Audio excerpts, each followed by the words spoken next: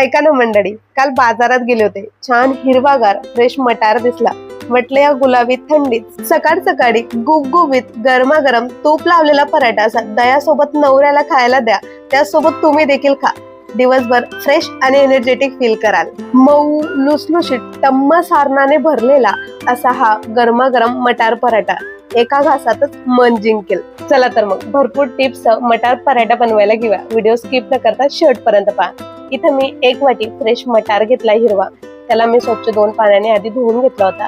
आता इथं मी 2 वाटी पाणीमध्ये 1 वाटी मटार घातलाय. त्यासोबत थोडं मीठ घातलंय, म्हणजे मटार देखील पटकन शिजतील आणि मिठाचा आतपर्यंत देखील सार जाईल. आता आपले मटार शिजतायत तोपर्यंत एक छोटंसं वाटण तयार करून घेऊया. इथं मी 2 हिरवी मिरची, 2-3 लसणाच्या पाकळ्या, अर्धा इंच आल्याचा तुकडा आणि थोडी कोथिंबीर घेऊन असं पाणी न टाकता छान वाटण तयार केले. आता इथे मी कणिक मळून घेते पराठ्यांसाठी. त्यासाठी 1.5 कप इथं मी गव्हाचं पीठ घेतलंय. त्यासोबत हाफ टीस्पून एवढे ओवा हाताने क्रश करून टाकल्यात. चवीपुरता मीठ टाकलंय आणि अर्धा चमचा एवढं तेल घातलंय.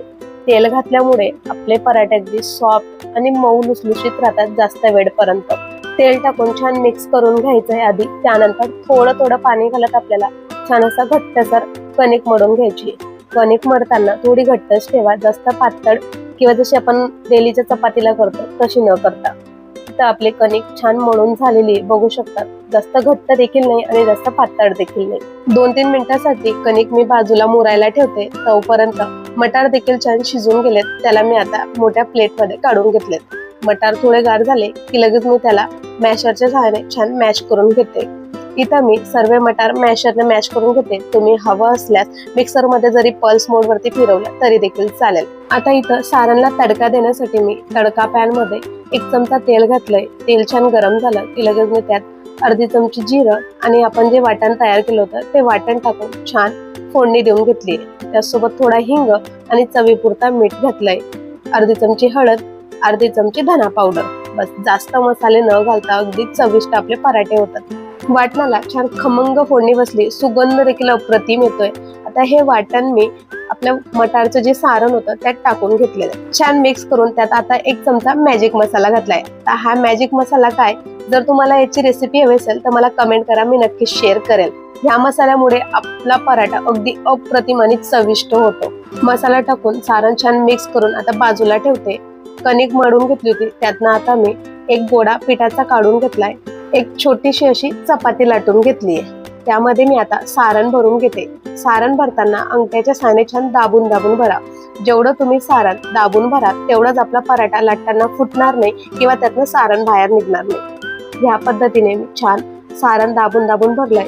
जसं मोदकला वरती आपण पाकळ्या देतो किंवा जसं आकार देतो त्या पद्धतीने असं आकार देऊन वरचाचं एक्स्ट्राचं जे पीठ असेल ते काढून घ्यायचंय आणि छान पॅक करून घ्यायचंय, जेणेकरून पराठा फुटणार नाही. आता मी हाताच्या सहाय्याने थोडं चपटा करून घेतलेला आहे गोड्याला, म्हणजे पराठा लाटताना थोडं सोपं जाईल आणि पराठा फुटणार नाही. या छोट्या छोट्या टिप्स जर तुम्ही लक्षात घेतला तर तुमचा देखील पराठा अगदी टम्म फुलेल, लाटताना फुटणार नाही किंवा पाटाला चिटकणार नाही.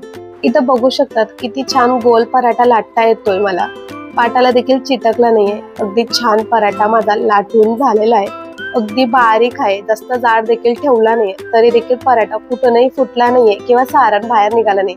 छान असा गोल पराठा लाटून झालाय. तवा आधीच तापायला ठेवून घेतला होता मी. त्यावरती पराठा टाकून छान असा एका बाजूने शेकून त्यावरती तूप लावून घेतलंय आणि छान दोघी बाजूने अलटून पलटून असा तूप लावून खरपूस असा पराठा भाजून घेतलाय. तुम्ही याऐवजी तुपाचा किंवा बटरचा देखील वापर करू शकता. छान तूप लावून खरपूस भाजलेला असा गरमागरम मटारचा पराठा तयार आहे. दह्यासोबत, लोणच्या सोबत अप्रतिम लागतो. नक्कीच ट्राय करा आणि कसा झाला मला नक्कीच कमेंट मध्ये कळवा. रेसिपी आवडली असेल तर व्हिडिओला लाईक करा, शेअर करा आणि चॅनलला सबस्क्राईब करायला विसरू नका. भेटूया छानशा रेसिपी सोबत. तोपर्यंत स्वस्त राहा आणि मस्त खा.